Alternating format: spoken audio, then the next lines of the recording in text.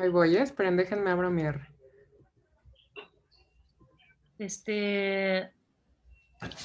Bueno, que sea...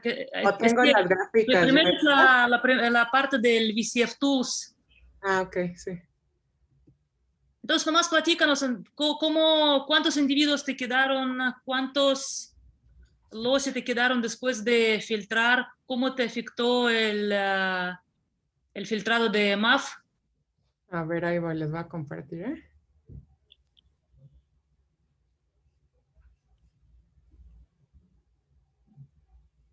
Ahí ven, ¿qué ven?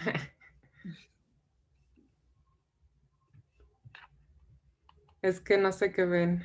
Todo, ¿no? Toda tu compu. Todo mi Vemos, campo. ajá, vemos tu navegador, las fotos esas ahí raras que te... No, no es cierto.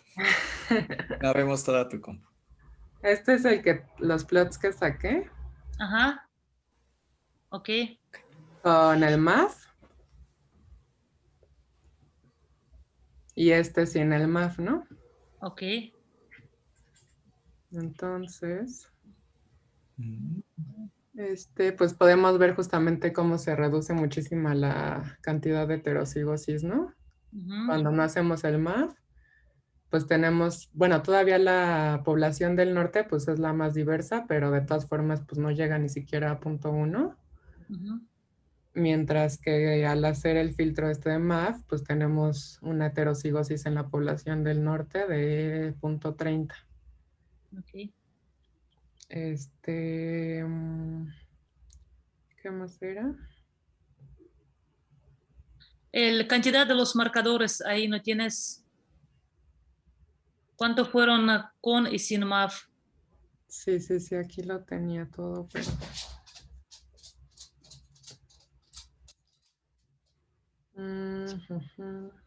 Ahí ven lo que yo estoy, bueno, ven mi script o no. Sí. Aquí no. Con MAF nos quedamos con 4,990. Y antes de ese filtro eran 6,886. Ok. También aquí en R, creo que lo tenía guardado. La heterocigosis. Es que ya como que está todo colapsado. Aquí está. Bueno, esto es lo que les enseñé igual Ok. ¿Y pudiste ver la diferenciación? con... En el R, la diferencia entre las poblaciones, el FST y todo esto. Pues lo saqué así solo en la tablita, ajá. Ah, ok. El FST con el MAF fue de 0.13. O sea, ya no lo grafiqué. Ah, ok. Y bueno, entonces ya todos quedó claro. ¿Alguien quedó con alguna duda? ¿Alguien que no hizo? ¿Alguien que quiere preguntar algo? ¿O todos hicieron? La 8, ¿no? Era la pregunta. ¿Hay diferencias genéticas entre las Sí. poblaciones, no? Sí, las poblaciones del norte son las más diversas con H, bueno, lo que ya les dije. Una heterocigosis de 0.3, seguido de las poblaciones del centro de 0.23 y por último las menos diversas, las del sur con 0.19. Sí. Bueno, aquí más bien va la diferenciación poblacional. Si las poblaciones son realmente poblaciones o son todas iguales o cuál parece más a cuál. Ah, ok, con un heatmap, ¿no? Igual podríamos haberlo hecho. Bueno, puede ser. Sí, ahí fue la distancia genética, ¿no? Con el HIRV, no sé cómo se pronunciarlo correctamente, con el HIRV-STAT. Herfstadt, ajá, sí. Ajá, sí, o con el STAMP, que se podría hacer. Entonces, pero a todos les quedó claro. Pues sí, El Fernando Díaz, tú hiciste todo. ¿Cuánto te quedó la diferencia entre las poblaciones? ¿Ya puedo dejar de compartir? Sí, gracias, Karen. Gracias.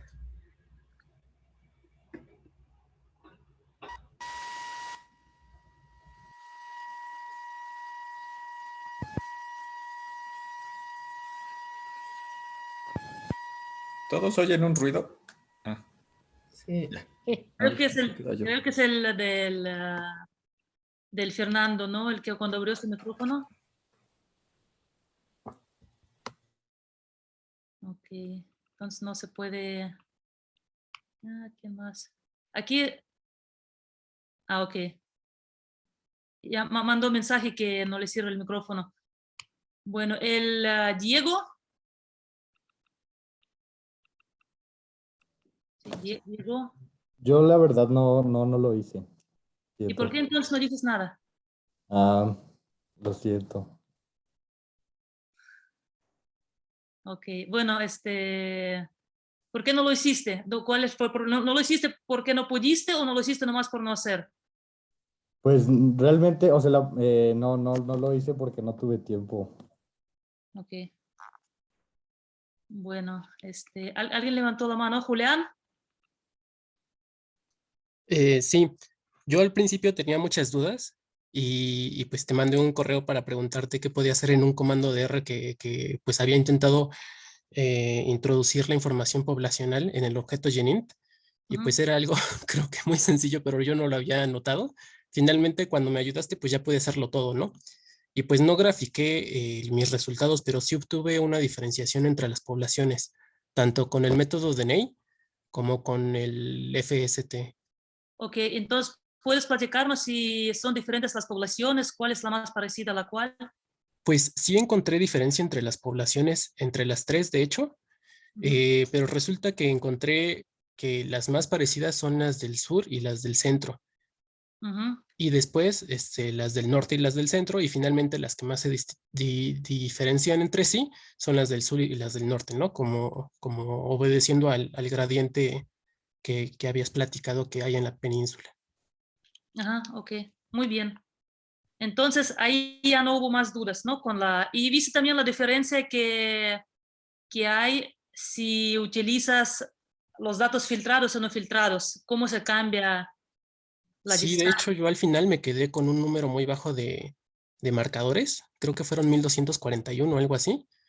Y pues sí vi como poco a poco haciendo cada uno de los filtrados, pues me fui quedando con menor número de marcadores. En algún momento lo que tuve duda es más bien en qué orden hacer los filtrados, pero creo que eso no, bueno, no tiene mucho efecto, ¿o sí? Pues yo creo que podría tener, pero la verdad para mí no hubo diferencia. ¿Tú Jaime, sabes si hay diferencia si metes algún filtrado antes que otro? Sí, a veces sí hay, pero no hemos encontrado el patrón, la verdad, pero sí a veces cuando cambias el orden, a veces sí salen algunas variaciones chiquitas, pero sí salen variaciones. Este, la verdad es que no sabemos muy bien si tiene que ver con el número de marcadores, porque solo ocurre a veces, o con la versión de BCF Tools, no sabemos, pero bueno, por eso es bueno hacer primero uno y luego otro. Sí, está un poco raro, pero bueno, tengan la precaución de hacer uno, luego el otro, luego el otro. Sí, a mí sí me pasó algo parecido, fíjate. Muy bien.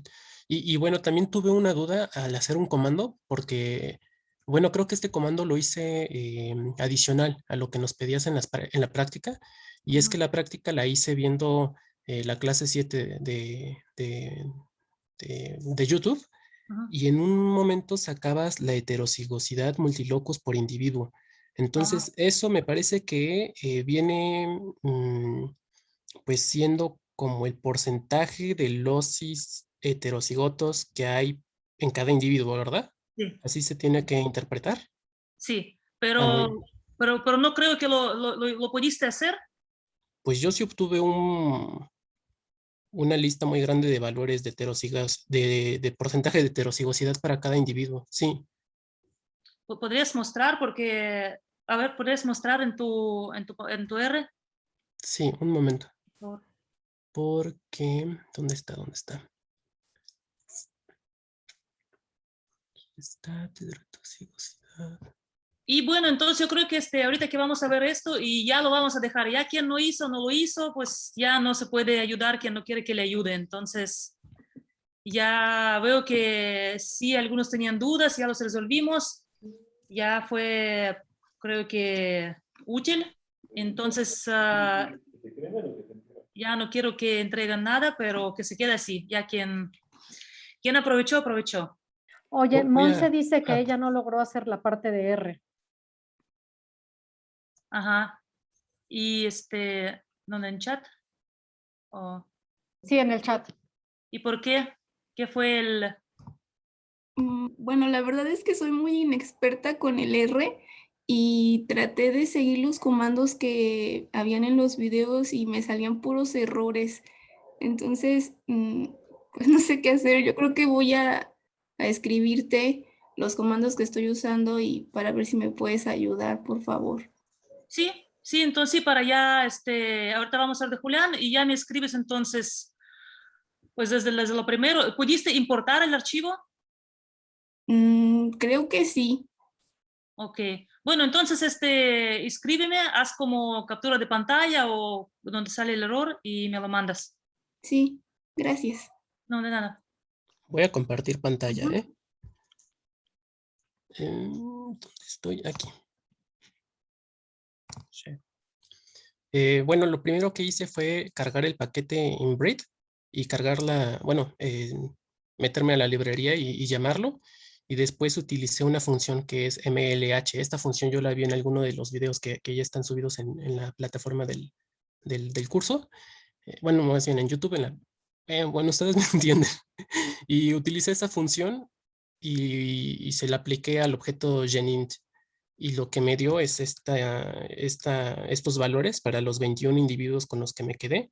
Y me imagino que, por ejemplo, el individuo 101, el 0.47 se refiere a que el 0.47%, sí, más bien 47% de sus alelos, de sus locis, son heterocigotos, ¿no? Más bien, este individuo es heterocigoto para el 47% de sus loci.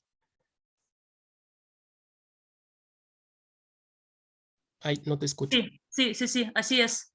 Eso, fíjate que no sabía que va a funcionar con el genint. Ah, ok. Yo tampoco. Pues, Gracias. ¿no? Gracias. Hizo un montón de cosas, la verdad. Gracias. Ya aprendí algo. Sí, mira. No, es que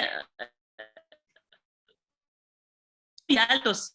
Es lo que está extraño, sí, porque salen muy, muy altos los datos.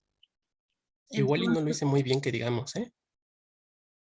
pues que, bueno, quizás salió con tu filtrado, que filtraste todo. ¿Cuánto te quedaron en CNPs en este archivo genint? En mi archivo genint me quedó 1241, algo así. Bastante. Ajá. Perdonen si mareo un poco, ¿eh? ¿Dónde está? Ay, sí, fueron 21 individuos. Bueno, más fácil. Pero sí, fueron 1240 y pico del objeto. Fueron 1241 loci y 21 individuos. Con eso me quedé al final. ¿Está muy alto? No, es depende cómo utilizas. La cosa que a mí no me funciona con el objeto genint. No, sí, no funciona. Bueno, no importa, voy a ver entonces. Pero sí, entonces hiciste otro tipo de filtrado, ¿no? No como vimos en la práctica, porque sí salieron bien diversos. Ok. Ya, bueno, entonces aquí lo dejamos. Ya todos que hicieron, los que no hicieron, pues escriben la verdad. Si algo nos salió, me escriben y vamos a resolver las dudas. Y espero que sirva la práctica. Y pues entonces sigamos. Gracias, Julián. Sí, de nada. Gracias a ti por haberme explicado y también a Emanuel, porque también a él lo molesté hace como una semana porque no podía instalar Linux. Y de una vez aprovecho para preguntar si alguien no tiene equipo. Yo también estoy solo, entonces igual y podemos hacer equipo para la siguiente práctica. Bueno, gracias. Y yo tampoco tengo. Sí, sí me uno. Ah, va, entonces ya somos dos. Va.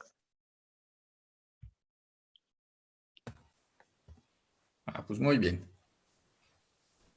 Si necesitan ponerse de acuerdo, pues adelante. Bueno, pueden hacerlo también por el chat, en mensaje privado o así, ¿no? Pero muy bien.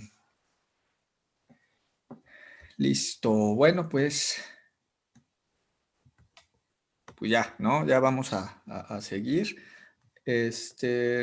Para los que no habían llegado, entonces la práctica, bueno, la parte de selección natural, quedamos que entonces se entregue el jueves, ¿ok?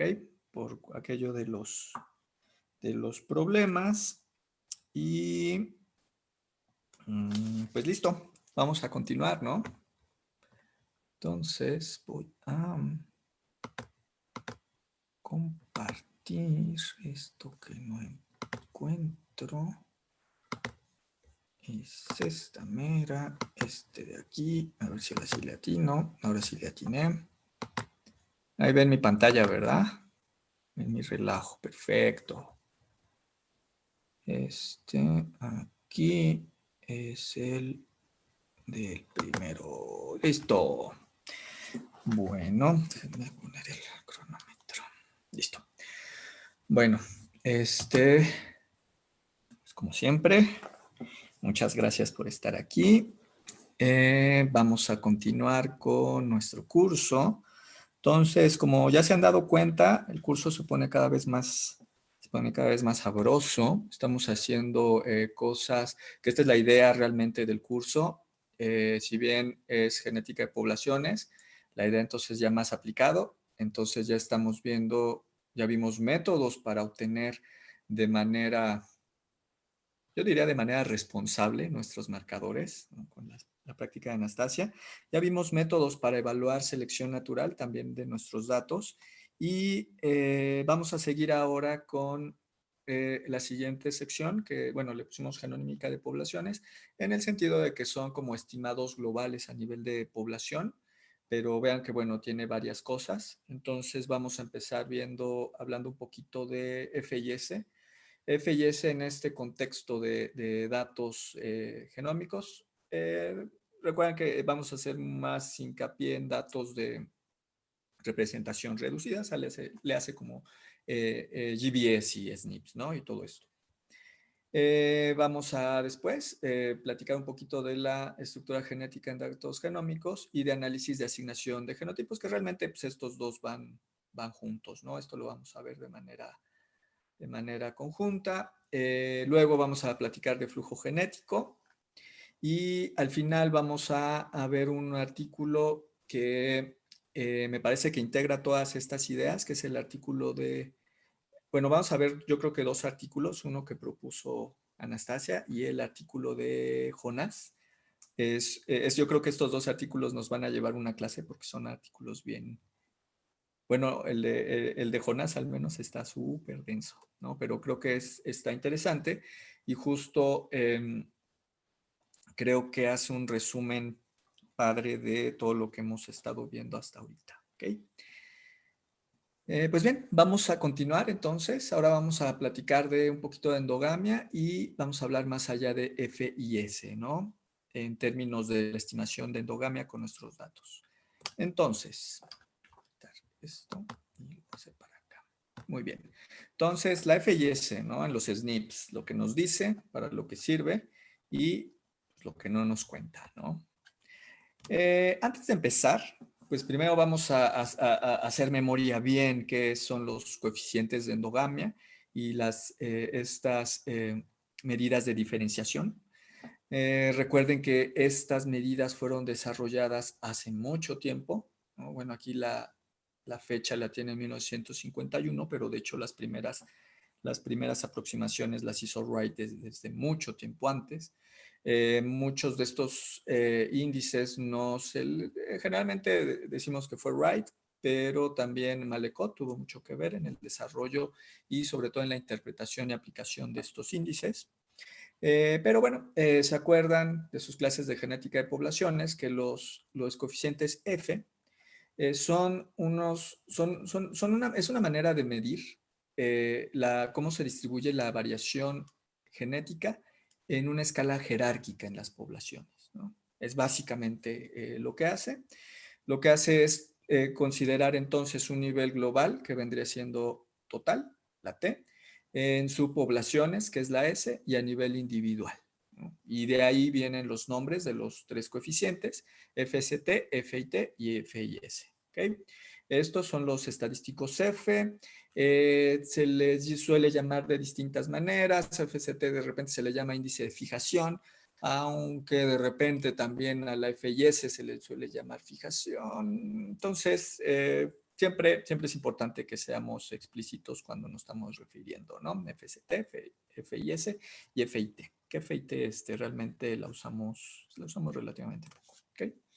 Entonces, aquí están. Estos son los estadísticos F en toda su gloria, ¿no? Tal como los propuso Wright. Ven aquí.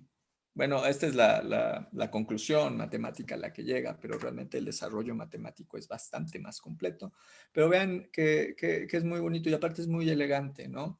Cómo nosotros podemos correlacionar toda esta manera de ver la diversidad genética, de tal manera que si nosotros pasamos para acá, entonces todo esto nos tiene que dar 1. Entonces, es muy bonito. Son maneras jerárquicas de analizar la diversidad genética. Entonces tenemos que, bueno, la conclusión inicial a la que llega Wright es esta, ¿no? Que la variación, acuérdense, subpoblaciones y el total, es decir, la FST, va a ser igual a esta relación, ¿no? Y bueno, aquí está Wright con sus cobayos y bueno, más vale que te los aprendas, ¿eh? De ahí nosotros podemos hacer cuentas, podemos despejar.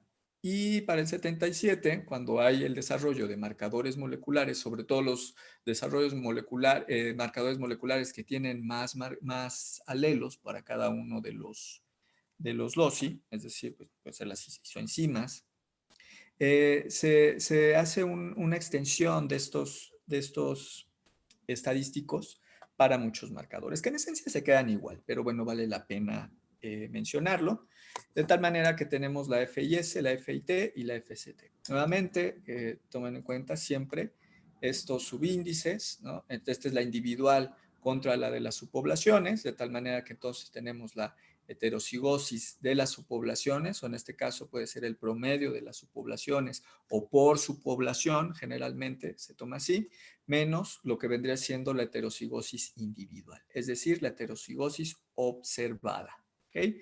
Esto está estandarizado entre la de las poblaciones. FIT es el mismo caso, en donde la T es la total, esta es la observada, estandarizada sobre la total, y la FST, que esta la hemos hablado hasta el cansancio, ¿no? Acuérdense, FST, entonces tenemos la total menos la de las poblaciones entre la total.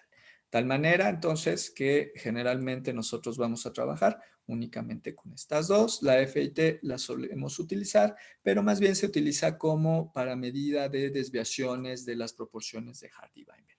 En este caso tenemos entonces que el FST, ¿se acuerdan que va de 0 a 1? 0 si estas dos son iguales, es decir, en este caso, si tuviéramos dos poblaciones, por ejemplo, el promedio de la heterocigosis de estas dos poblaciones, si son iguales, entonces este promedio va a ser igual a la heterocigosis total, entonces esto se hace 0.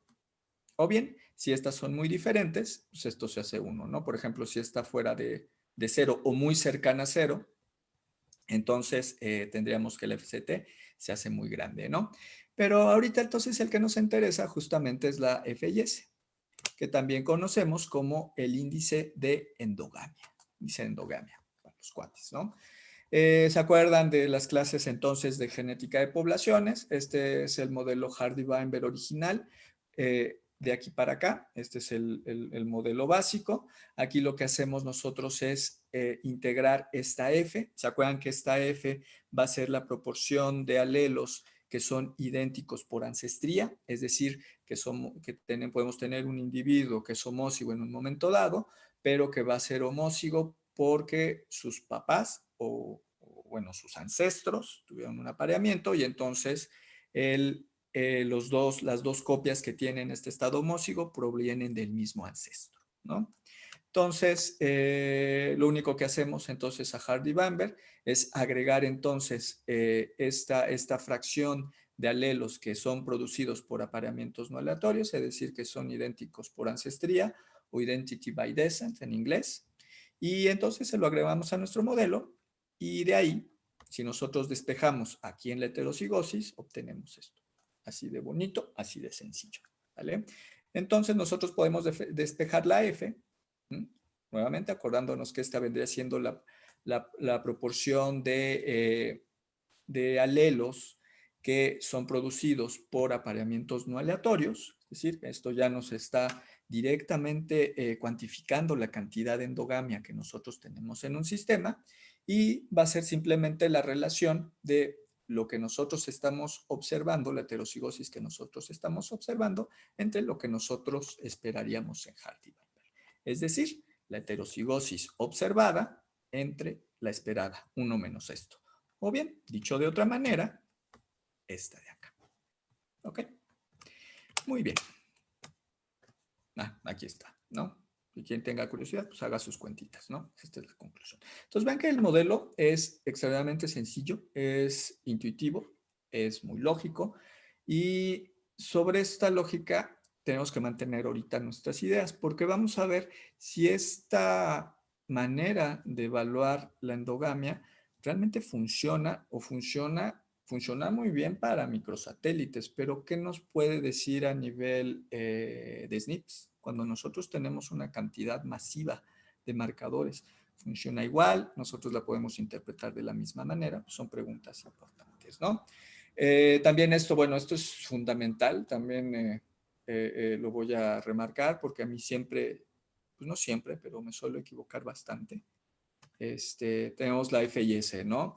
En donde si la heterocigosis, la HS, que esta vendría correspondiendo a la esperada bajo Hardy-Bamberg, esta es la observada, si la FIS es de 0, es decir, estas dos son iguales, quiere decir que tenemos nuestras proporciones de heterócigos observados y esperados en Hardy-Bamberg iguales, es decir, estamos en proporciones de Hardy-Bamberg, entonces este 0 quiere decir que los apareamientos son aleatorios. Al menos no tenemos ni una deficiencia de heterócigos ni un exceso de heterócigos. Tampoco hay una subestructura.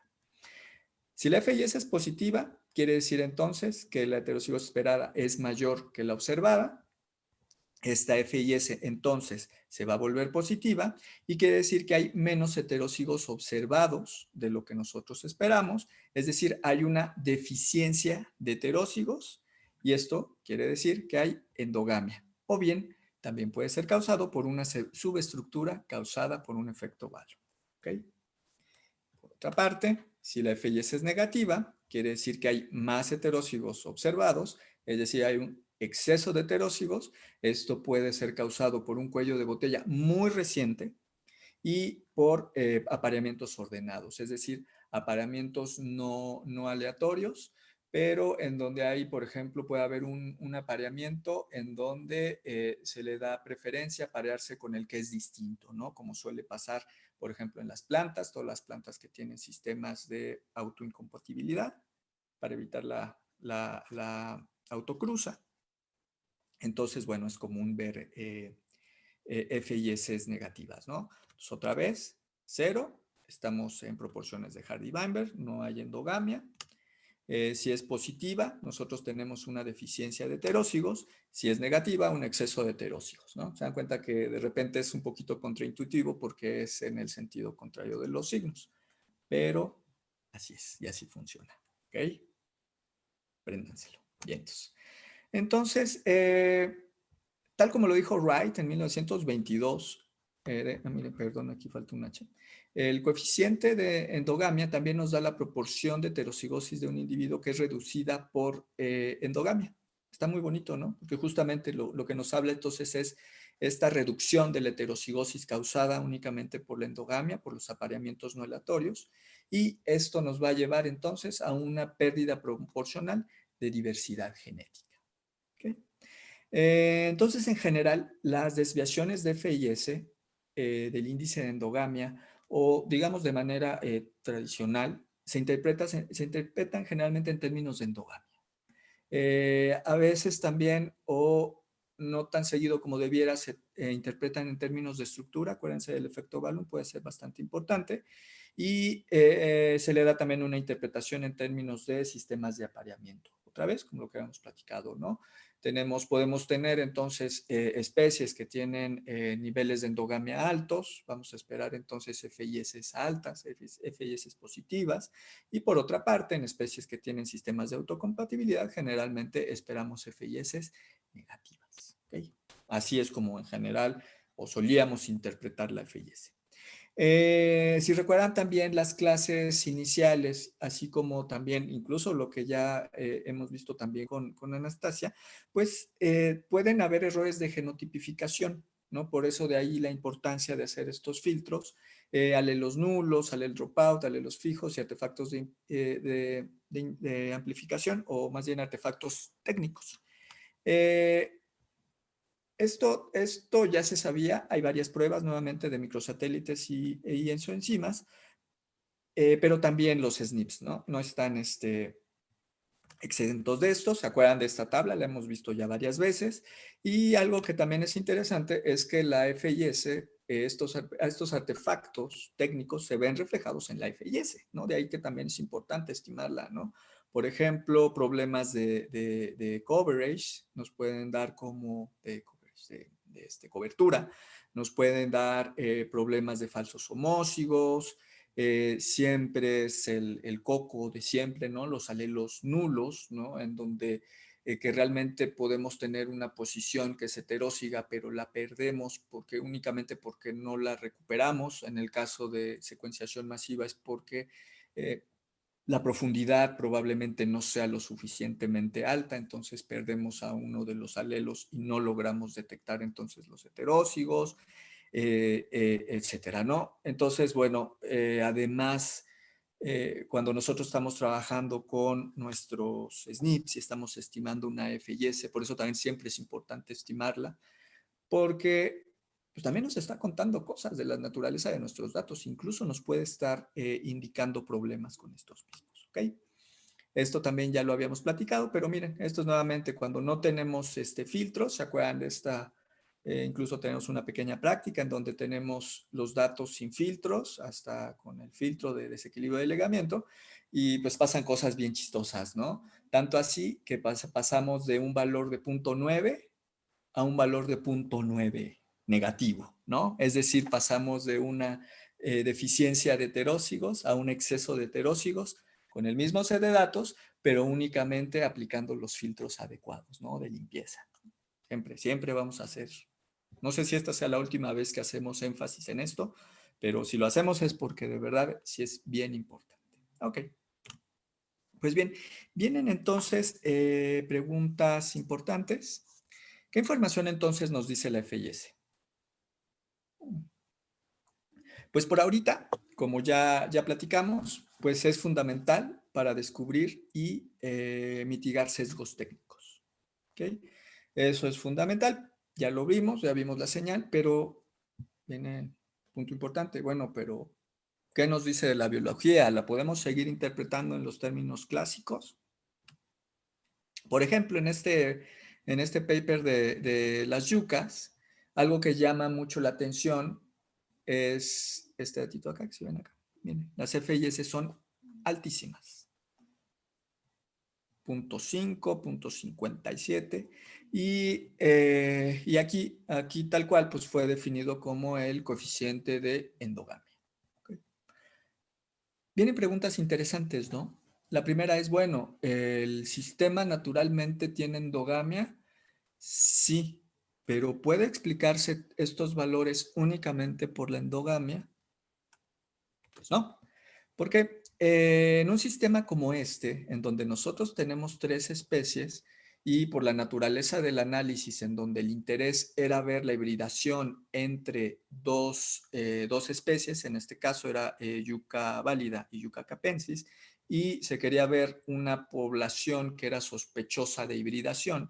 Entonces se tenía un set de datos que era común para las 3 especies, pero hay una particularidad en este set de datos, como pueden ver aquí. Aquí tenemos, estas son las híbridas, esta es una especie y esta es la otra. Y vean que los cuadros rojos corresponden, no sé si alcancen a ver, aquí este es rosita, esta es la proporción, son, digamos, estos son bar plots, nada más que están pegados. Lo rojo es la proporción de loci que resultaron monomórficos para cada uno de ellos, ¿no? Entonces aquí hay algo interesante porque finalmente tenemos una gran proporción de marcadores. Bueno, tenemos marcadores monomórficos en cada una de las especies. Una gran proporción, por ejemplo, en válida, pero en capensis también. Y en esta híbrida, pues en menor proporción, pero existe, ¿no?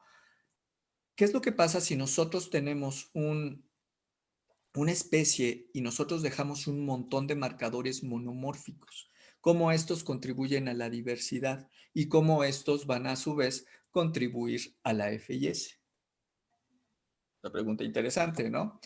A su vez, cuando nosotros hacemos un análisis, ya sea pareado o del sistema completo, estos que son monomórficos efectivamente van a estar contribuyendo con individuos que son monomórficos o que son homózigos para una de las dos variables. Y entonces, ¿qué es lo que va a pasar? Que nosotros vamos a observar un exceso de homózigos, una deficiencia de heterózigos, pero únicamente, o no únicamente, pero va a estar muy influenciada justamente por esta cantidad de marcadores monomórficos que se encuentra en nuestro análisis. Nuevamente, por supuesto que de manera rutinaria nosotros no nos interesaría analizar marcadores que no tienen variación genética, pero en casos particulares como este, en donde tenemos un set de datos completo para las 3 especies y nos interesa analizar a estas especies como un todo, pues justamente los valores de FIS pueden estar influenciados por estos marcadores que no tienen variación genética, porque finalmente pues son individuos que van a ser homózigos para ciertos alelos. Además de esta influencia, también tenemos que esta población está sumamente, las poblaciones de estas especies están sumamente fragmentadas, y para lo cual también pueden mostrar ciertos niveles de estructura, la cual además nos está causando un efecto balloon que nos está agregando todavía una señal a la deficiencia de heterózigos. Y si además le agregamos esta endogamia natural de las poblaciones, no tanto que haya una autofertilización, ustedes saben que las yucas, su sistema de apareamiento es mediado por polillas, pero pues las polillas, a pesar de que pues sí se pueden mover, pues tampoco es que se muevan tanto, ¿no? Entonces es común encontrar ciertos grupos en donde guardan cierta relación los individuos.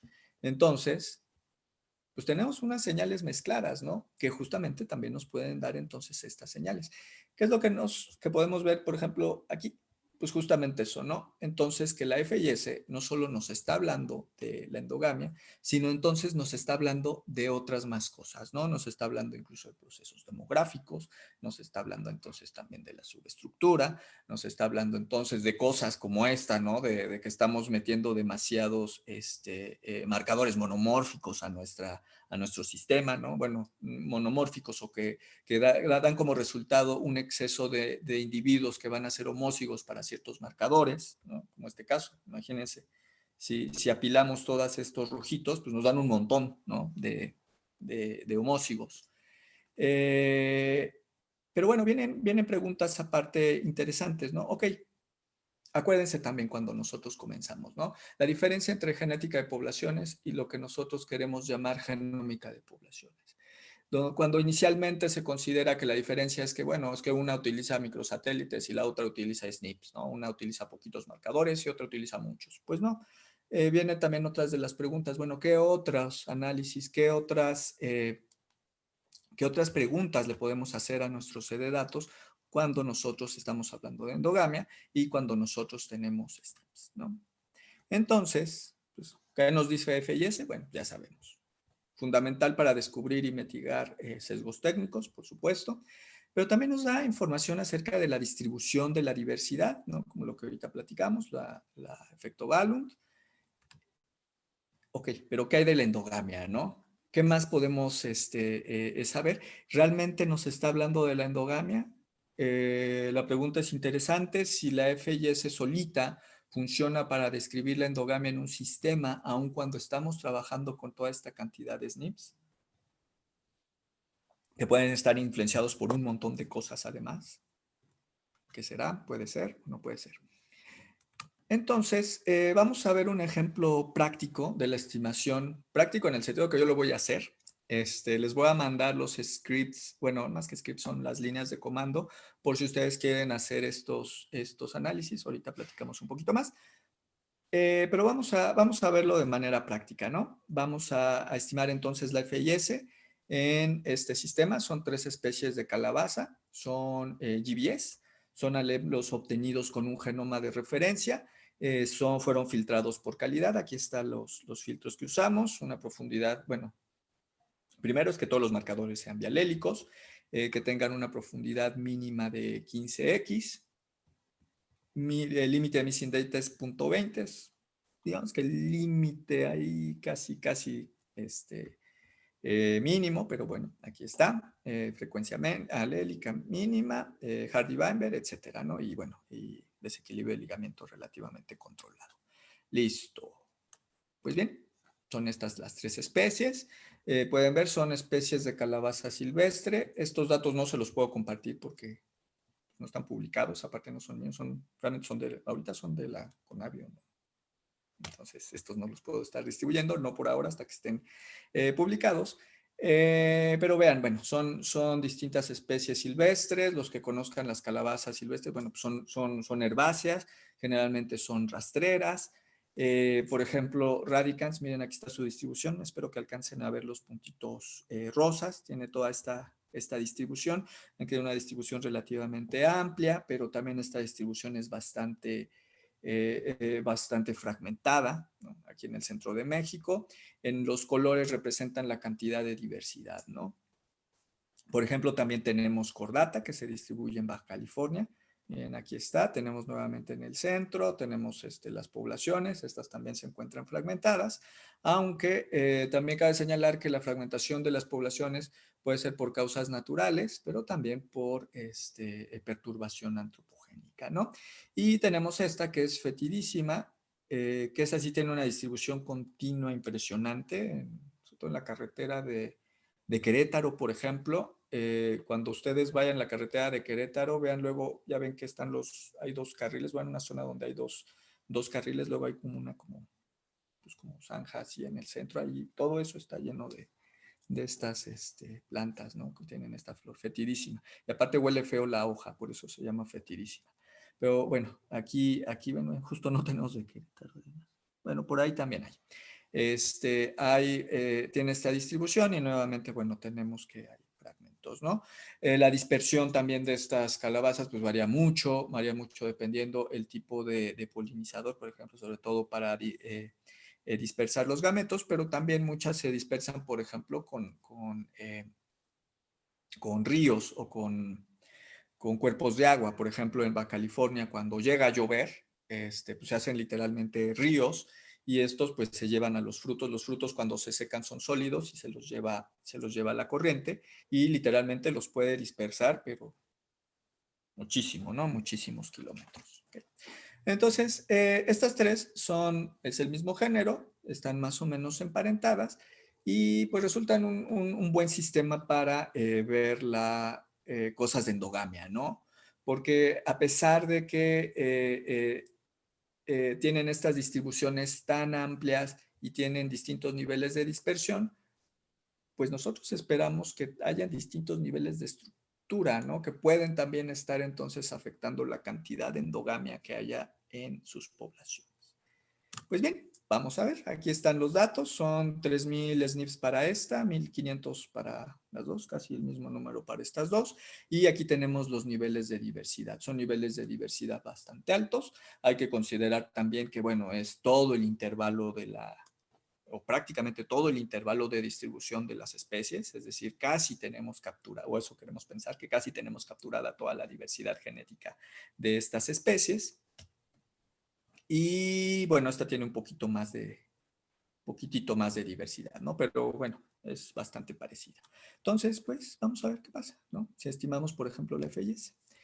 Aquí está la FIS. Entonces, aquí las voy a abreviar, CR, que es Radicand, CC Cordata y CF Fetidísima, ¿no? Las voy a abreviar únicamente para que se vea más sencillo. Y vean que obtenemos cosas interesantes, ¿no? Por ejemplo, aquí una FIS, todas las FIS que se calcularon son estadísticamente significativamente distintas de 0, no son valores significativos. La FIS es de 0.045, acuérdense, es positiva, quiere decir que hay una deficiencia de heterócigos. Aquí tenemos negativa y bastante alto, quiere decir que hay un exceso de heterócigos. Ajá. Y aquí también esta es negativa, no tanto como la de acá, pero también es negativa, indicando un exceso de heterócigos. Entonces, si nosotros nos quedamos en este nivel, pues, ¿qué podemos decir de estas tres especies, no? Podemos decir, bueno, esta tiene endogamia.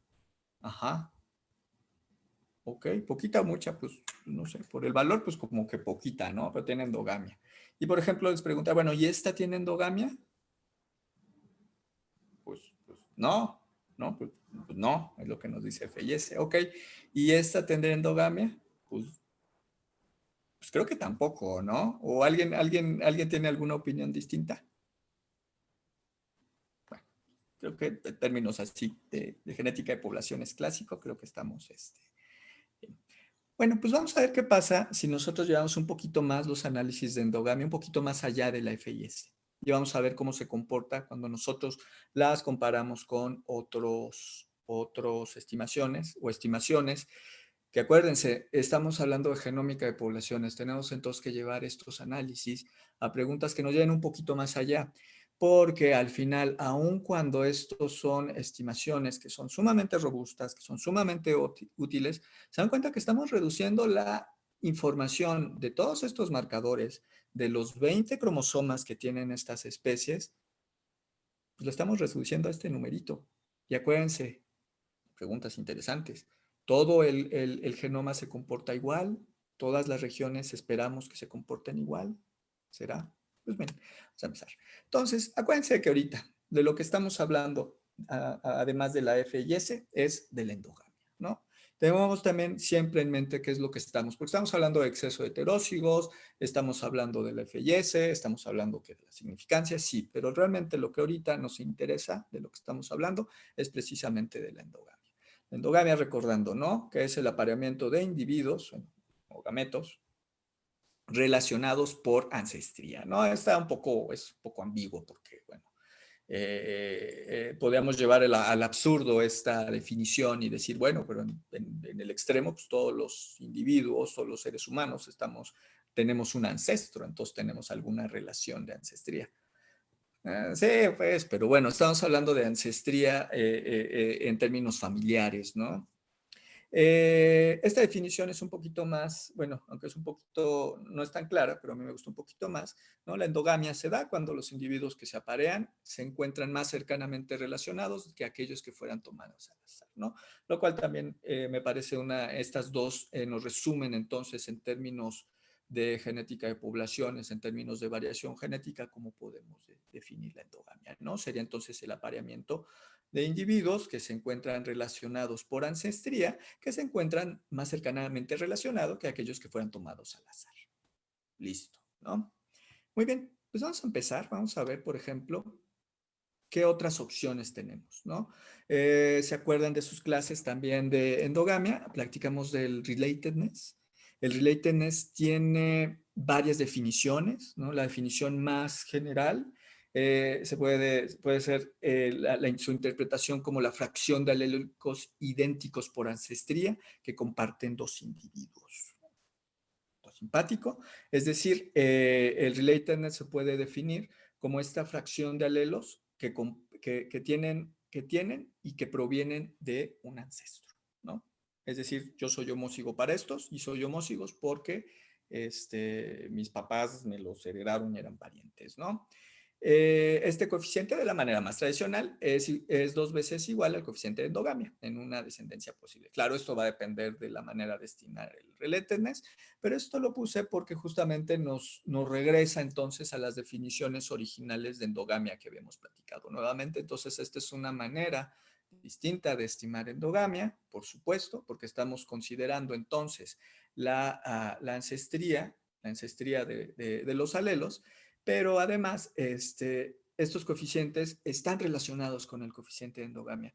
No necesariamente de esta manera, pero sí están relacionados a la endogamia, por supuesto, ¿no? Es decir, si esto nos va a medir qué tan cercano soy a un pariente, pues por supuesto que nos habla de endogamia.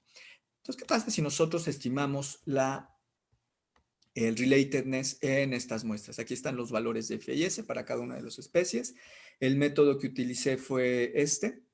Esto se puede calcular con BCF Tools. Es extraordinariamente sencillo de calcular. Y algo que también me gusta mucho es que el resultado es muy transparente. Listo, aquí está.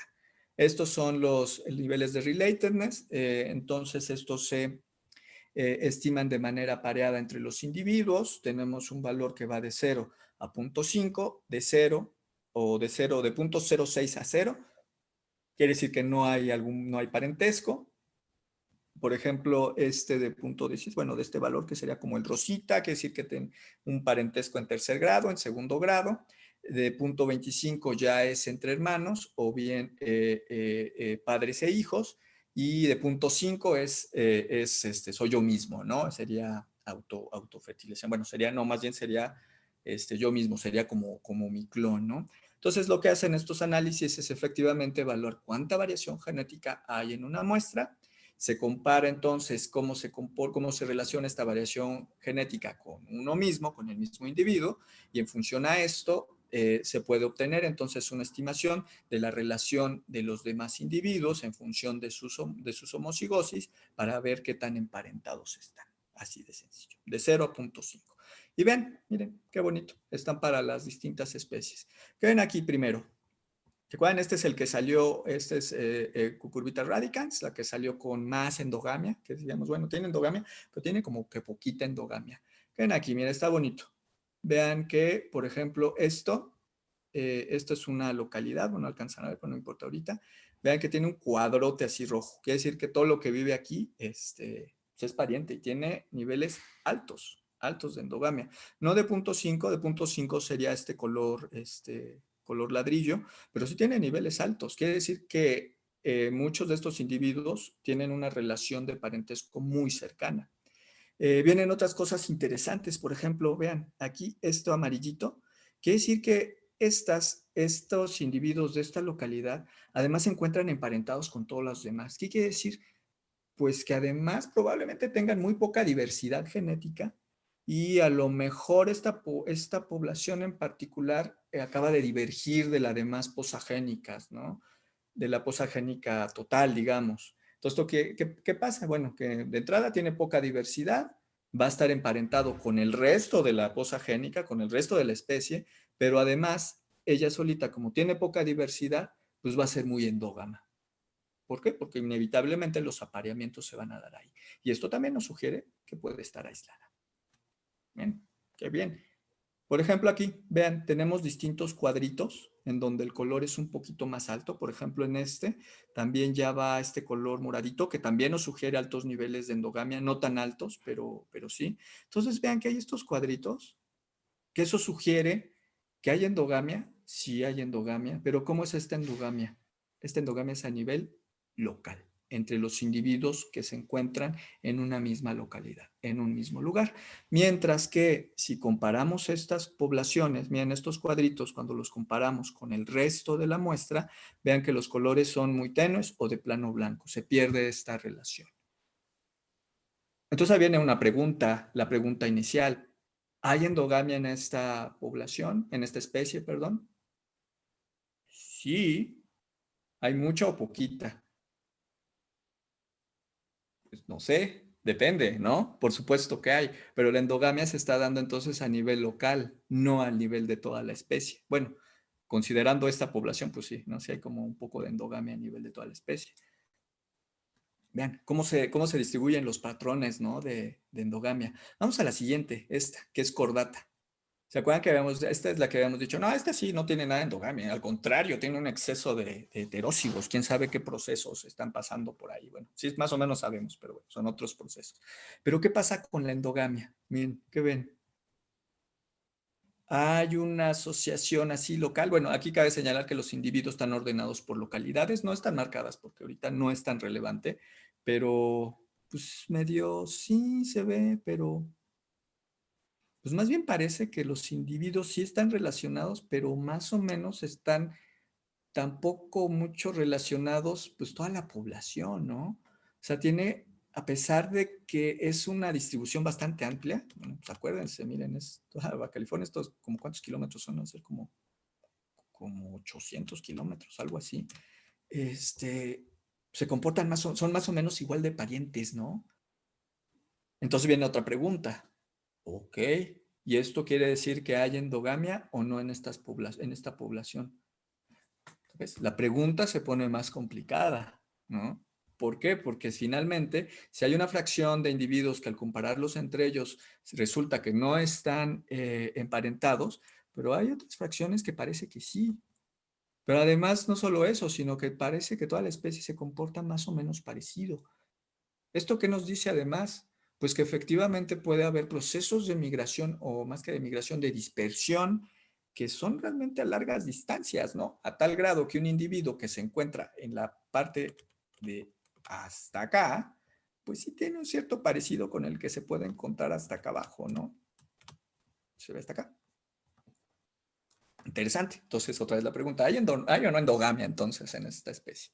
Bueno, y esta es la otra especie, fetidísima.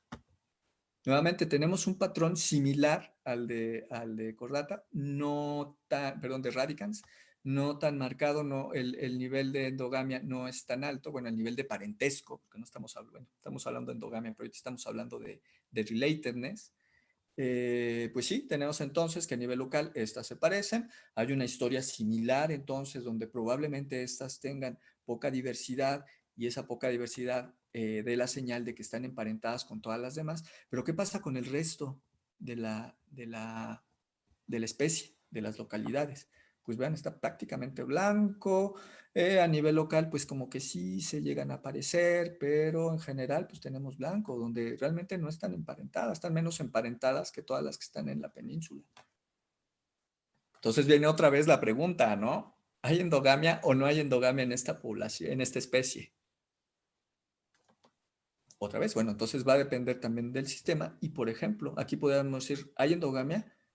Pues ¿qué crees? Que sí hay endogamia, pero hay endogamia en ciertas localidades, ¿no? Ok, muy bien. Esto es en términos de relatedness. Vamos a seguir con otros análisis. Las corridas de homocigosis. Esto es un análisis muy bonito. Originalmente solo se hacía para seres humanos, tanto por la cantidad de marcadores que se necesita, por las características de marcadores que se necesitan, te platicamos. Las corridas de homocigosis. Miren, bueno, aquí esto lo dejé porque esto es de un paper, pero miren cómo se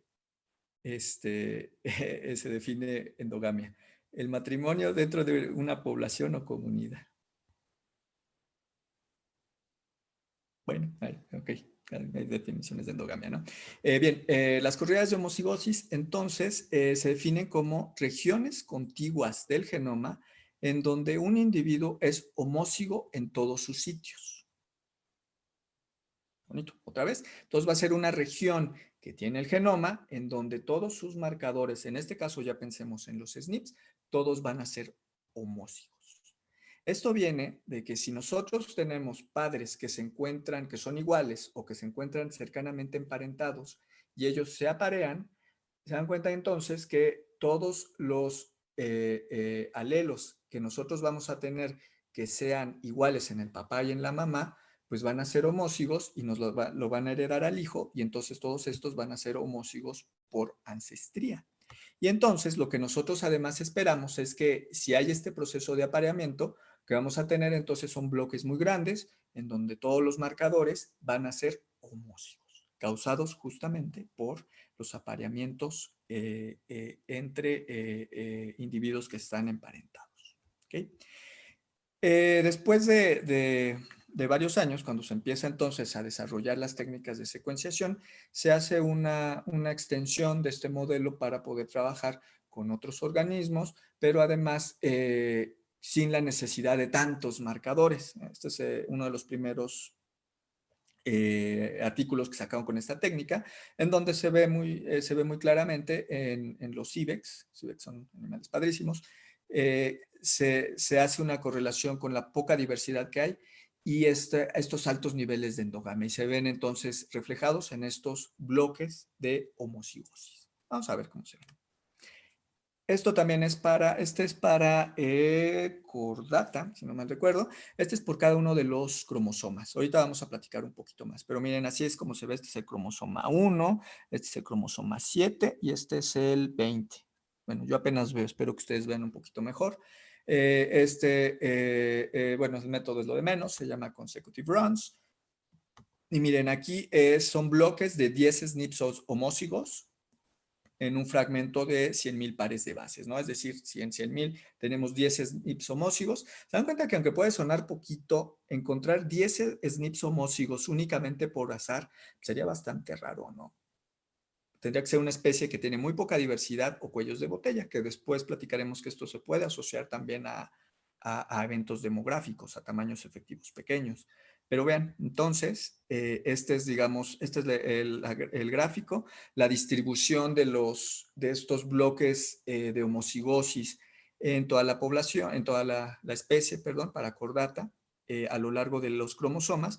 Y vean, por ejemplo, aquí es el porcentaje. Vean que, por ejemplo, aquí como el 30% de los individuos tienen bloques de homocigosis, ¿no? Acá se pierden, acá tienen más, acá hay ciertas zonas donde tienen mucho homocigosis, acá también, bueno, acá, ya que hay otras regiones, ¿no? Entonces, por supuesto, esto habla de muchas cosas, ¿no? Habla, en principio, de la endogamia, por supuesto, pues tenemos fragmentos homózigos. Habla también de las tasas de recombinación, por ejemplo, de ahí que es importante tener bien filtrados los datos para cuando estamos trabajando con este tipo de análisis.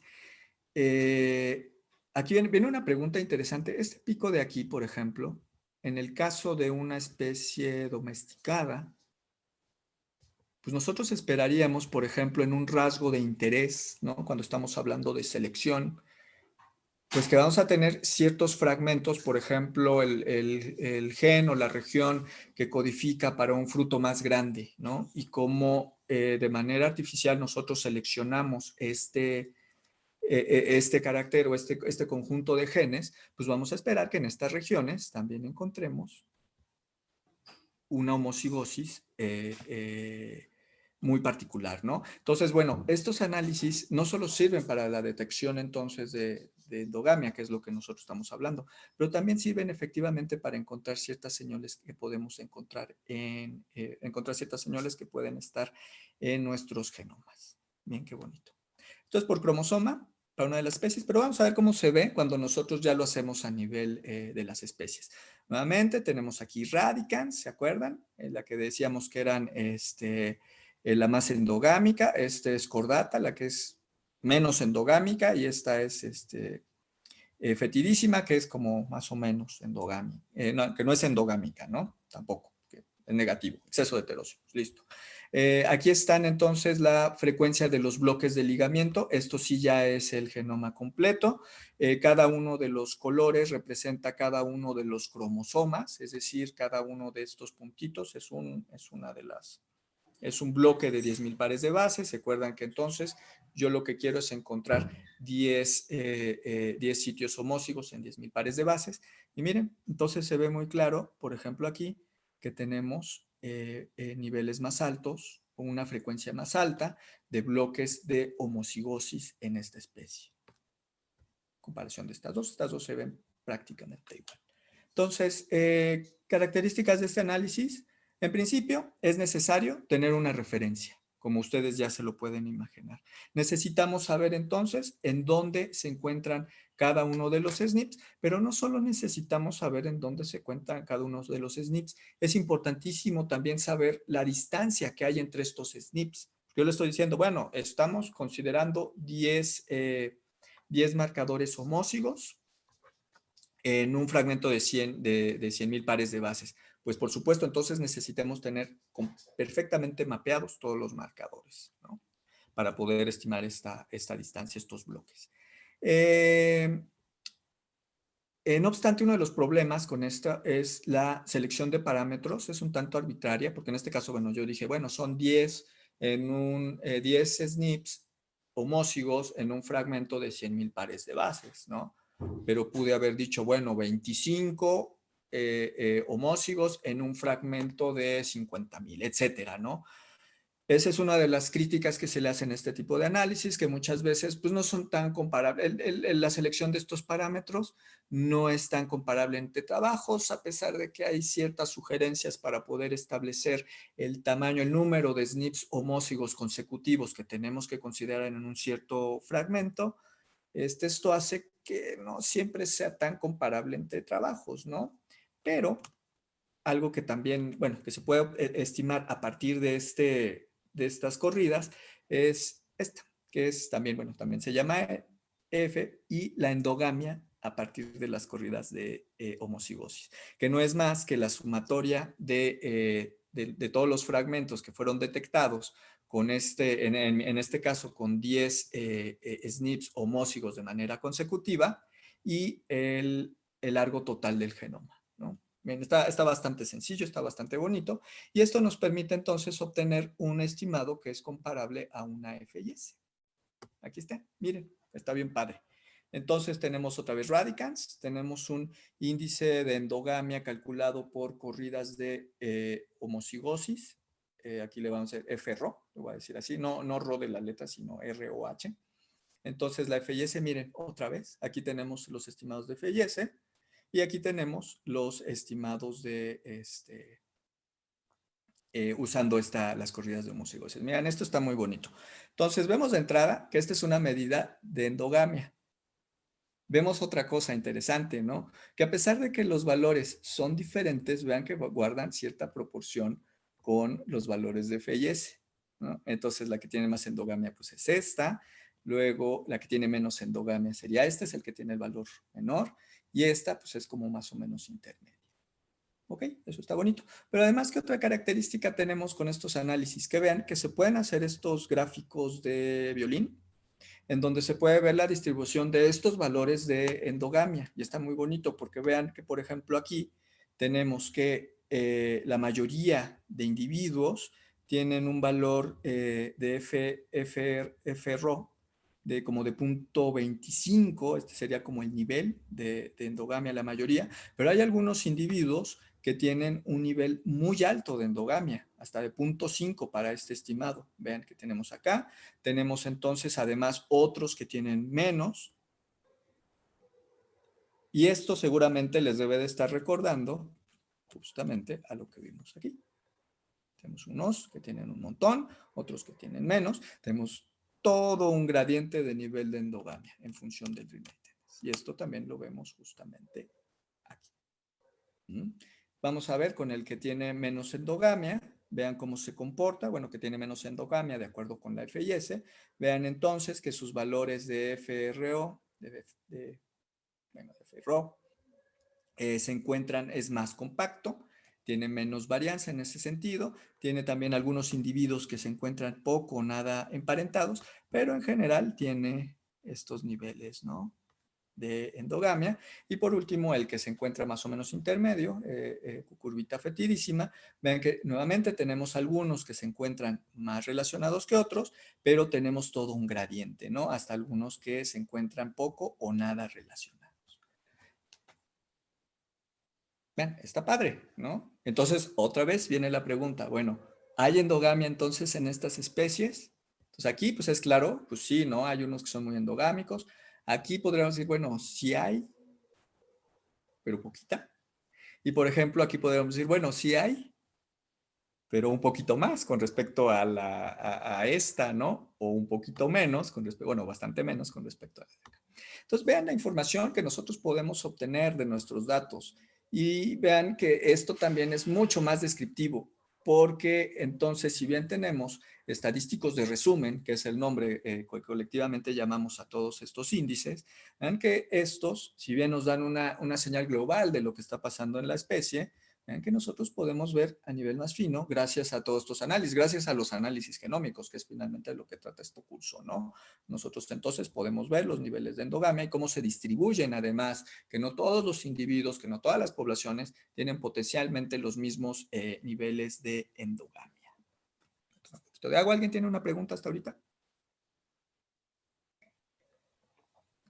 Muy bien, tenemos vamos con estos dos, ¿no? Entonces está bonito. Las únicas limitantes nuevamente es que debemos de tener entonces una referencia. De preferencia tienen que estar, la referencia tiene que estar a nivel de cromosomas para que pueda ser efectivo. Si está a nivel de scaffolds, no necesariamente va a funcionar tan bien, sobre todo si tenemos demasiados scaffolds, porque el programa automáticamente va a reconocer cada uno de estos scaffolds como un cromosoma distinto, como si fueran independientes. Entonces, probablemente no nos vaya a funcionar tan bien. Por ejemplo, en este caso, bueno, estoy considerando fragmentos de 100,000 pares de bases con 10 SNPs homózigos consecutivos. Entonces, se dan cuenta que, por ejemplo, aquí necesitaríamos scaffolds que tuvieran pues, más de 100,000 pares de bases, ¿no? Entonces, eso puede limitar entonces el poder de los análisis, ¿no? Pero bueno, esta es una opción. Oye, Jaime, hay una pregunta en el chat de Carmina. Sí. ¿Qué pasó, Carmina? El grado de endogamia que se encuentra, ¿qué tanto depende del muestreo? Por ejemplo, la distancia geográfica entre las muestras o la distancia temporal entre un muestreo y otro en la misma especie. A ver, esas son dos preguntas, ¿no? Obviamente la primera, en términos de la distribución, pues obviamente que depende. Vamos a regresar a las distribuciones. Mira. Todas están bien lejos, ¿no? ¿Estás de acuerdo que aquí en todas las muestras tenemos unos muestreos que las muestras están lejísimos unas de otras, ¿no? No sé cuántos sean kilómetros. Esto es mucho. Esto también. Y esto, bueno, esta de acá, esta ya se puede computar un poquito raro, ¿no? Pero bueno, por lo pronto aquí también. O sea, estamos hablando de cientos de kilómetros. Todas están lejísimas de todas, ¿no? Entonces, en esos términos, pues no estamos propiamente hablando de la distancia, ¿no? Estamos hablando, pues tal vez de la conectividad de las poblaciones, de los tamaños efectivos de las poblaciones, ¿no? Entonces, bueno, en ese sentido, y a lo que tú dices, pues más que la distancia, va a depender mucho la estructura genética de las poblaciones, de su conectividad. Por supuesto que sí. De tal manera que si nosotros tenemos unidades demasiado estructuradas, que este es el caso, pues vamos a tener entonces típicamente este tipo de señales, ¿no? En donde, pues de hecho aquí se ve claramente, ¿no? Esto que está aquí se comporta de manera distinta, tiene mucha endogamia a esto que está acá. Y esto entonces sugiere que esto que está aquí se encuentra posiblemente aislado de lo que está acá. Y si está aislado y son poquitas, pues, ¿qué es lo que pasa? Pues que tienen más endogamia a nivel local. Entonces, y con respecto a tu pregunta, sí, por supuesto que importan el muestreo. Y aquí, pues, la respuesta es la de siempre. Pues, entre mejor esté muestreada la diversidad genética, tanto en cantidad, pero también en su distribución geográfica, pues mejor, ¿no? Y obviamente la estructura genética va a tener un impacto sobre estos estimados, porque bueno, se dan cuenta también que aquí decidí hacerlo por especies, para ejemplificar los análisis, pero bueno, esto también lo podríamos hacer por población, ¿no? Y el otro, el temporal, pues el temporal, te refieres entonces a qué pasa si tenemos distinto temporal, pero en periodos de años, ¿no? Distintos muestreos, supongo que esa es la pregunta. Sí, bueno, también lo decía, no necesariamente con exclusivos de calabazas, ¿no? Sino algún otro bicho. Ajá. Ajá. ¿Qué tan, por ejemplo, a lo mejor algún animal? Si vamos y muestreamos adultos este año y queremos ir y regresar en 3 años porque nos faltaron 5 individuos al mismo lugar a muestrear otra vez adultos, cuál es la probabilidad de que nos encontremos a los hijos de los adultos que muestremos la primera vez, ¿no?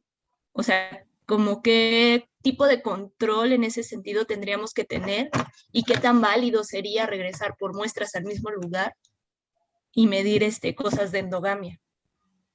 Ah, mira qué buena pregunta. Pues, más bien, o sea, decir que si es válido hacer cosas de endogamia, yo digo que por supuesto que sí, ¿no? Entonces, por ejemplo, imagínate que estas son muestras de un año y estas las del siguiente año, ¿no? Y resulta que están emparentadas. Entonces, más allá de la validez o de si está bien o está mal, que pues eso de está bien o está mal, pues creo que no tiene realmente sentido, más bien tendríamos que validar nuestros análisis, ¿no? Creo que en el caso de lo que tú mencionas, que es relevante para varias especies, me parece, para muchas especies, sobre todo, por ejemplo, especies que tienen, por ejemplo, bancos de semillas, ¿no? Que vamos y muestramos en un año y luego efectivamente muestramos en otros años, corremos el riesgo de que no sean muestreos independientes, sino que sean parientes de los, o sea, que tengamos los ancestros, ¿no? Y eso efectivamente pues nos va a dar una señal de endogamia. Y entonces, para poder validar nuestros análisis, por supuesto que tendremos que hacer entonces, por ejemplo, un análisis de relatedness. Y entonces podríamos ver efectivamente si los individuos que muestramos en un año pues son parientes o descendientes de los que muestramos en otro año. Si ese es el caso y nos dan patrones fuertes de relatedness en nuestros muestreos temporales, pues eso quiere decir que no son muestras independientes genéticamente hablando, evolutivamente hablando, más bien, ¿no? No son linajes independientes, sino lo que estamos muestreando es el mismo linaje a lo largo del tiempo. Ahora, ¿eso es malo? No, se puede calcular endogamia, se debe de calcular endogamia para falsear esta hipótesis.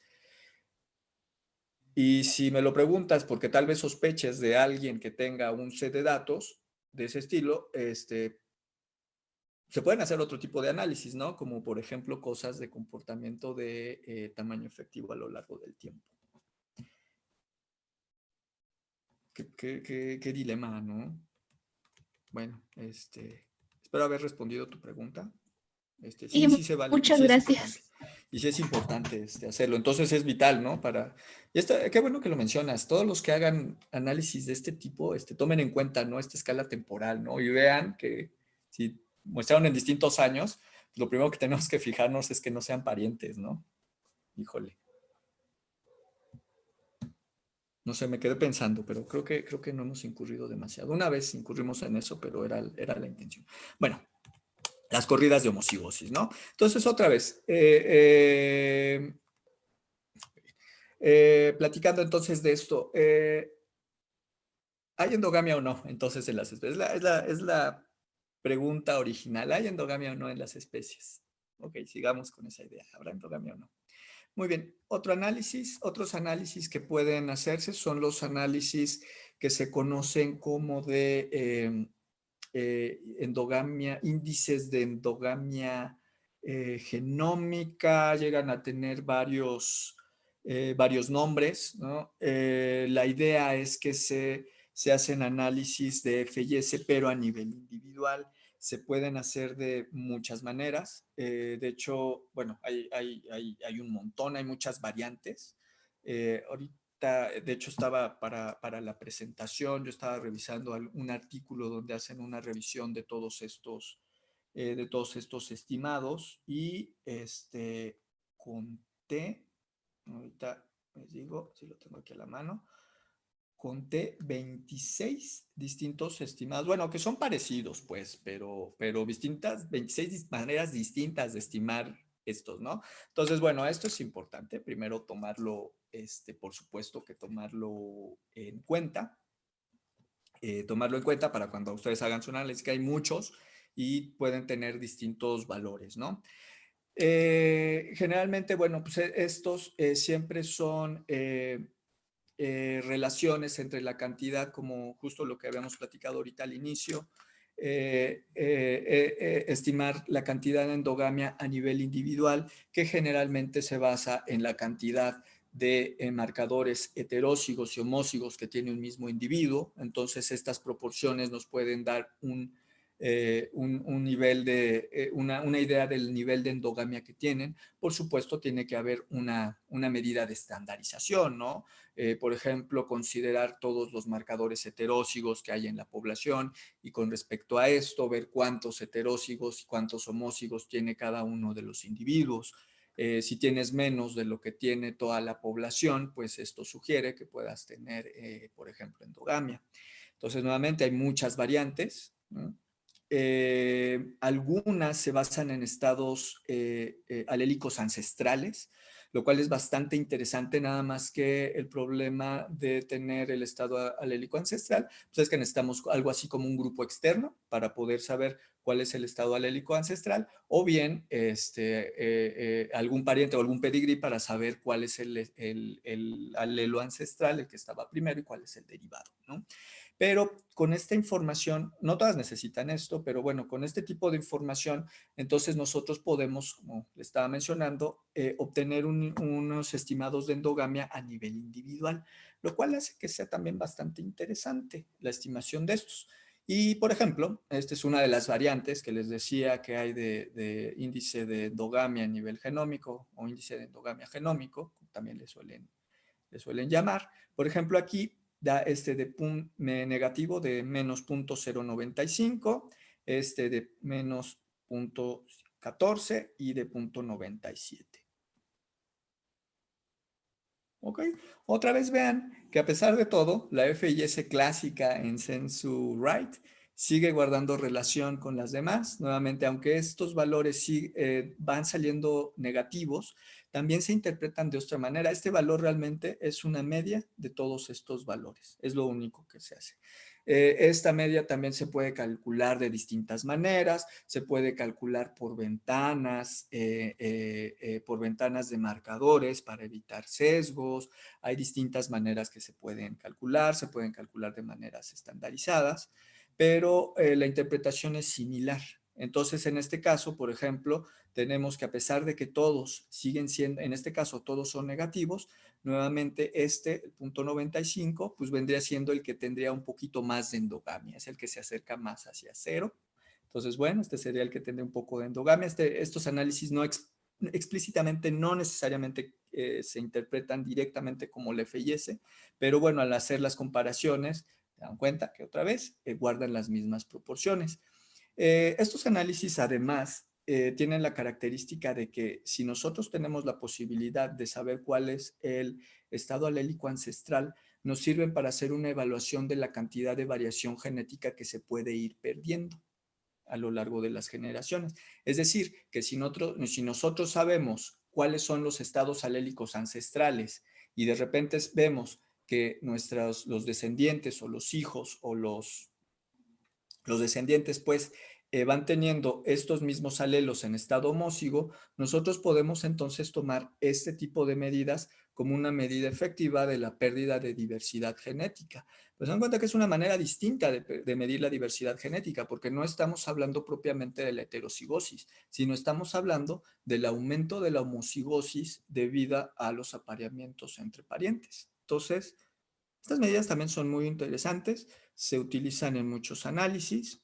Bueno, lo que mencionaba, considerar los estados ancestrales, se pueden entonces interpretar en términos de pérdida de la diversidad y al ser a nivel individuo, pueden usarse también para hacer correlaciones. Vean, esto también está muy bonito. Estamos entrando en otro campo de estimación de la endogamia, porque nosotros al tener estos valores por cada uno de los individuos, si nosotros tenemos o podemos medir alguna característica en cada uno de estos individuos, no sé, por ejemplo, una medida que se usa mucho, por ejemplo, el peso corporal.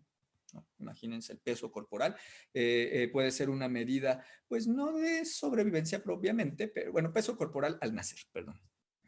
No necesariamente es una medida de sobrevivencia, depende mucho del sistema, depende, bueno, y aquí en este caso pues, estaría hablando de animales.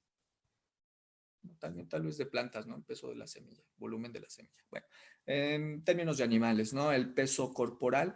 Y podemos ver si hay una relación o una correlación entre el peso corporal y estos valores de FIS, de tal manera que nosotros esperaríamos que si hay algún tipo de efecto por la endogamia, o más que la endogamia, por tener demasiados marcadores homózigos en nuestro genoma, esperaríamos que los que tengan estos valores positivos, es decir, que los que son más homózigos, tuvieran un menor peso al nacer, por ejemplo, ¿no? Y que aquí hubiera una relación lineal. Generalmente no son correlaciones lineales, generalmente son modelos generalizados y cosas por el estilo, ¿no?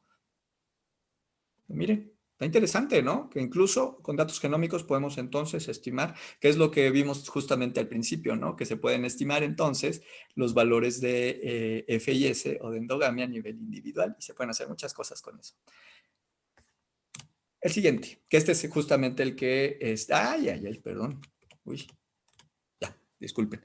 Que este es el que platicamos justo al inicio de la clase, el que estimaron. Pero este es uno estandarizado, ¿no? Es la heterocigosis multilocus estandarizada, que se define como el número total de heterocigos en un individuo dividido por la suma del promedio de los heterocigosis observadas en la población entre un subjuego de loci que fueron, bueno, esto último no importa demasiado. La característica de particular de este análisis multilocus estandarizado es que te permite manejar sets de datos que pueden tener ciertos niveles de missing data, ¿no? O sea, o que no necesariamente son los mismos marcadores, o sea, que son más comparables entre sistemas, ¿no? Es más bien una de las características que tiene. ¿Por qué? Porque finalmente estamos contando cuántos los heterocigos tiene y esto lo estandarizamos por todo lo que tenemos en la población. Ven que es más o menos las mismas cuentas. Estos también son bastante interesantes. Aquí tenemos otra vez ahora la distribución de estas cuentas. Por ejemplo, aquí nuevamente tenemos el radicans, que es el que tiene más endogamia. Aquí tenemos la distribución de estos valores. Vean que pues en uno sería como el equivalente de la población. Aquí tenemos unos que tienen más, unos que tienen menos. Está interesante. Aquí otra vez, unos que tienen menos, unos que tienen más.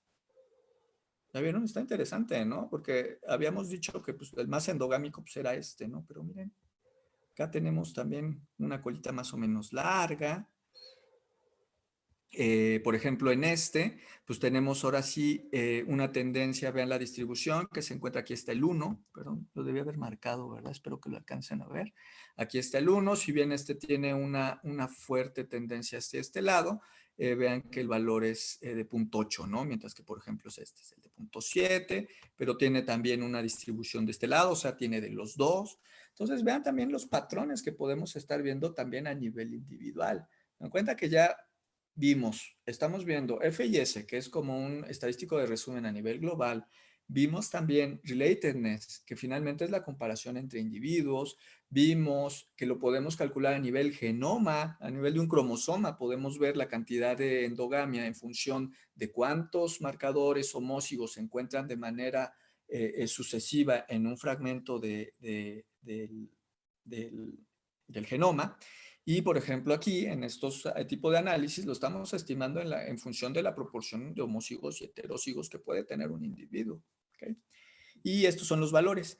Estos valores se llegan a presentar como medidas de heterocigos, de endogamia, pero no es tan común. Se llegan a presentar, pero no tanto. Ahorita vamos a ver otro y ahorita platicamos un poquito más de esto, ¿no? Otro de esta familia de estimadores de endogamia a nivel individual es ¿no? La identidad, el desequilibrio de identidad. También son bastante interesantes. En estos es nuevamente, ¿no? Es un análisis de la distribución de la heterocigosis de multilocus, de la heterocigosis multilocus. Es muy es muy similar, pero esta es la desviación de lo que nosotros esperaríamos con un arreglo al azar, ¿no? Esto también está interesante. Estas estimaciones originalmente se utilizaban para calcular tasas de autofertilización, tasas de selfing en plantas. Una de las características que tienen estos métodos junto con el anterior es que son independientes de las frecuencias alélicas. O sea, nosotros transformamos nuestros datos a eres homózigo o eres heterózigo y no importa, no importan las frecuencias alélicas, lo único que importa es que seas homózigo o heterózigo. Entonces, esto además le daba una característica bastante deseable, que es menos susceptible a los errores de genotipificación, puesto que no tenemos entonces esta dependencia de las frecuencias alélicas. Entonces, bueno, estos análisis originalmente se utilizaban para hacer la estimación del selfing, que obviamente pues el selfing también es como, bueno, nos habla también, por supuesto, de la endogamia, ¿no? Entonces, tenemos que originalmente estos dos, este estimado se utilizaba para eso. Y miren, de hecho, en uno de nuestros artículos tan bonitos, está Erika, está el doctor Eliarte, aquí está la gran Jocelyn. Bueno, ya soy yo. Nosotros utilizamos uno de estos métodos, pero para estimar no tanto la endogamia, sino para estimar las tasas del selfing, ¿no? En los teosintles. Y salieron cosas bien interesantes, entre ellas que las tasas de selfing en los teosintles, aunque no son tan altas en términos del valor absoluto, son curiosamente frecuentes, pero no es algo extendido. Algo muy interesante es que, por ejemplo, hay poblaciones que no tienen nada de selfing, hay unas que tienen bastante, pero que esto no es particular, ni siquiera estas son dos subespecies, no es particular de una subespecie, no es particular de una región, sino esto obedece a presiones locales muy específicas, ¿no? O sea, bueno, los teosintles pues es una hierba, ¿no? Entonces aquí viene otra pregunta también interesante. Oye, entonces el teosintle es una especie endogámica. Pues depende, ¿no? Depende otra vez, ¿no? La escala, como lo estemos viendo. Bueno, entonces, este estimado, esto que se le conoce también como desequilibrio por identidad o identity disequilibrium, sirve también para la estimación del selfing, es independiente de las frecuencias alélicas y esto pues hace que tenga menos sesgo por errores técnicos. Pero bueno, regresando entonces a los SNPs, esta estimación también se puede usar para estimar la endogamia, ¿no? En este caso el estimador es G2, es G subíndice 2, realmente no es un cuadrado, y es un nivel de correlación de la heterocigosis entre todos los loci, ¿no? Esto se puede, mediante otras cuentas, se puede extrapolar a otro tipo de estimados, ¿no? En este caso, bueno, aquí me llamó la atención que este no fue significativo, pero estos estimados no suelen presentarse como indicadores de endogamia. Estos estimados son ampliamente usados para evaluar depresión por endogamia. Es decir, este tipo de análisis se utilizan para hacer lo que conocemos como las correlaciones de heterocigosis y adecuación. Que acuérdense que nos platicó Anastasia, nos platicó de algo de esto, ¿no? Entonces, lo que habíamos platicado, ¿no? Además, estas estimaciones a nivel individual pueden ser sumamente valiosas para hacer análisis. Por ejemplo, en este caso, ver cuántos a nivel individual, cómo se comporta la heterocigosis con respecto a toda la muestra, ¿no? De tal manera, entonces, que los individuos que tengan mayor proporción de marcadores homózigos, podemos correlacionarlos, que a lo mejor tienen, como les decía, puede ser con el peso corporal, a lo mejor estos tienen pesos corporales más pequeños y generalmente se encuentran algún tipo de correlación. Está interesante, ¿no? Que ya podemos entonces utilizar estas estimaciones para evaluar directamente depresión por endogamia. Es decir, el efecto nocivo que puede tener la endogamia en la sobrevivencia, en la adecuación de una especie o una población. Y esto está interesante Y se puede estimar, sí se puede estimar, pero es, bueno, lo que les decía, estos estimados generalmente no se presentan solos. Bueno, sí, el multilocus estandarizado suele presentarse como estimado de endogamia, pero generalmente no se presentan solos, sino se utilizan para hacer estas correlaciones. Y entonces, necesito 2 voluntarios porque la clase que entra, vamos a ver 2 artículos que están bastante bonitos. Este es un artículo muy sencillo. De hecho, es bastante, pues no es viejito, pues, pero bueno, ya tiene varios años. En este justamente se hacen correlaciones de la cantidad de endogamia mediante estos estimados, pero ahí escucharon a mi perro. La endogamia y la adecuación medida de distintas maneras en 2 mamíferos, en este caso el lince y estas como gacelitas, los animalitos. Entonces tenemos está bastante bonito porque justo hacen esto, ¿no? Se hace la estimación a nivel individual de qué tan homózigo, qué tan heterocigo eres, y vamos a ver eso, qué efecto tiene sobre ciertas características, ciertos caracteres o rasgos que pueden ser importantes para la sobrevivencia. En este caso, en estas 2 especies. Y tenemos que es un poquito más nuevo, en donde ya se utilizan estos métodos que les acabo de platicar en este pajarito. Está súper bonito. Tiene cianistis, está muy bonito. Nuevamente se aplican estos métodos para ver entonces cómo se correlaciona entonces estas medidas de heterocigosis, que finalmente las estamos tomando como medidas de endogamia, y cómo se correlacionan con el fitness o con características que pueden ser importantes para la sobrevivencia. ¿Quién dijo yo? Nadie quiere exponer, están bonitos, ¿eh? Bueno, el primero, los 2 están bastante sencillos, ¿eh? Nadie le gustan los pajaritos. ¿Nadie? Acuérdense que todos tienen que exponer al menos una vez, ¿eh? Nadie a la una, o escogemos a alguien. Mientras están pensando, quería comentar a Julián sobre la MLH, sobre la resultado de multilocos. Es muy extraño que acepta GNINT y los datos son diferentes. Yo creo que es incorrecto la estimación si se utiliza directamente el GNINT. Sale 2 veces más grandes las heterocigosidades si se usa el archivo que debe ser.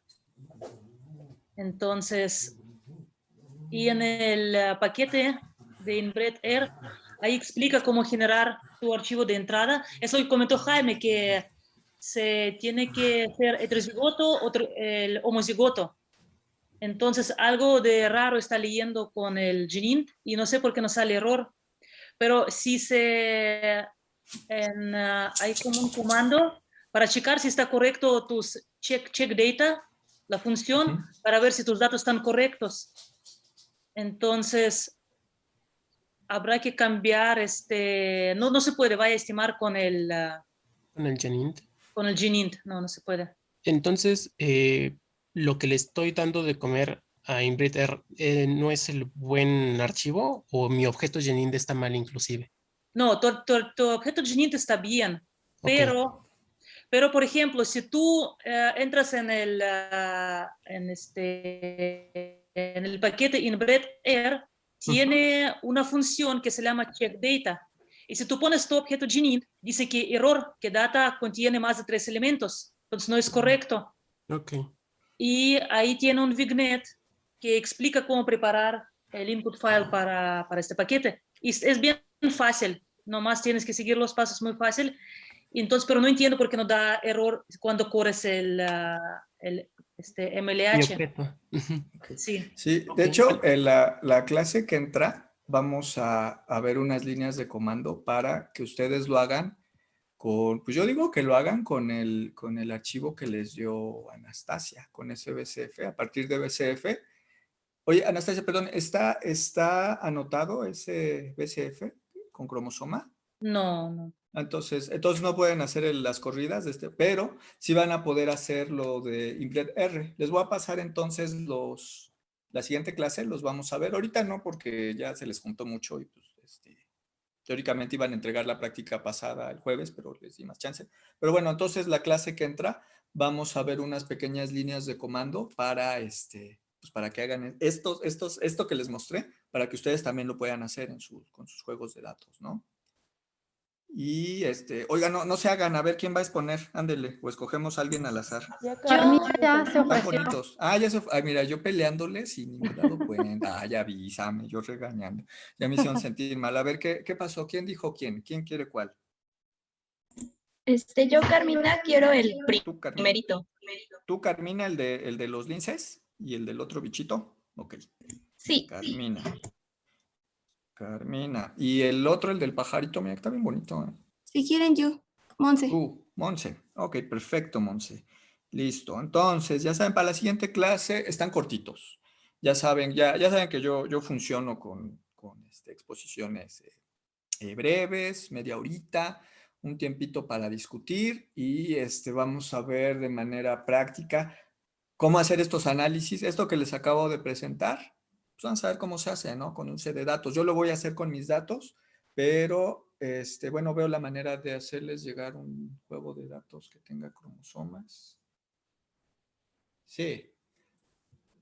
Sí, entonces la siguiente clase veríamos entonces la estimación vamos a ver entonces cómo se estimó todo esto que les presenté para que ustedes también vean cómo se estima. Y pues justo, ¿no? La aplicación práctica de estos análisis, ¿no? Que está bonito. Pues muy bien, tenemos entonces ya los dos. Y entonces, pues vienen preguntas interesantes, ¿no? A ver, vamos a ponerle todo esto, ¿no? Entonces, ¿se vale usar FIS con los SNPs? Pregunta, bueno, o no es que se valga, sino es útil. ¿Es útil estimar la FIS? Pues yo creo que sí. Es fundamental, ¿no? Es información muy útil acerca de la diversidad. Vimos que nos da desde información de aspectos técnicos, en donde nosotros podemos ver si estamos mitigando ciertos aspectos, ciertos problemas técnicos, ¿no? Si lo estamos mitigando en nuestra muestra. Nos da información aparte acerca de la endogamia, finalmente, o sea, algo que a mí me parece muy bonito, aparte de la genética de poblaciones, es que podemos tener un montón de análisis ya más sofisticados, con un montón de marcadores, pero vean que independientemente de eso, los estimados siguen guardando la misma relación con nuestra FIS, que la FIS, pues, ya me regreso, todo. O sea, me regresé ya mucho. Con esto, ¿no? O sea, a mí me fascina, ¿no? O sea, todo, sí, hacemos genómica, pero miren, correlaciona perfectamente con esto. Entonces, ¿se vale? Por supuesto que se vale. ¿Es útil estimarla? Por supuesto que es útil porque nosotros podemos ver errores. ¿Nos dice acerca de la biología? Por supuesto que sí. Nos dice cosas como, por ejemplo, nos habla de la estructura, nos habla además de cosas, bueno, de particularidades de los sistemas, por ejemplo. Nos habla, por supuesto, también de la endogamia, pero también tenemos que considerar que conforme nosotros avanzamos entonces con la recabación de datos de variación genética, nosotros también tenemos que empezar entonces a pensar que además de estos tenemos que hacer otro tipo de análisis más finos, más sofisticados, que nuevamente van a responder preguntas que finalmente eran preguntas originales que se tenían en genética de poblaciones, donde decía, bueno, una población que tiene una FIS muy, muy alta, tiene problemas de endogamia, pues sí, de depresión por endogamia, sí, probablemente sí. Se dan cuenta que ahorita ya podemos responder esas preguntas de una manera más fina, ¿no? Acuérdense de la primera clase que tuvimos, ¿no? Entonces sí sí es útil, sí nos da mucha información, nos da información del aspecto técnico, nos da información de la biología, y en general mantienen una correlación con otros estimados, no obstante, su interpretación debe ser cuidadosa, ¿no? Y otra cosa, no necesariamente en términos de endogamia, ¿no? Nos puede estar hablando de otras muchas cosas. Entonces, este es el take home message del día de hoy. Y listo. Con 2 minutos de colchón, qué bárbaro. De hecho, quería que tuviéramos un poquito más por si tenían alguna pregunta de la práctica de selección, pero bueno, creo que acabé bien. Mira, hay unas... el grado, a ver, tengo ahí unas preguntas. El grado de endogamia que se cree tanto depende. Ok. Hay una pregunta que dice Viviana. En el caso de FLH, los más cercanos a cero indican también más endogamia. ¿Entendiste bien? No.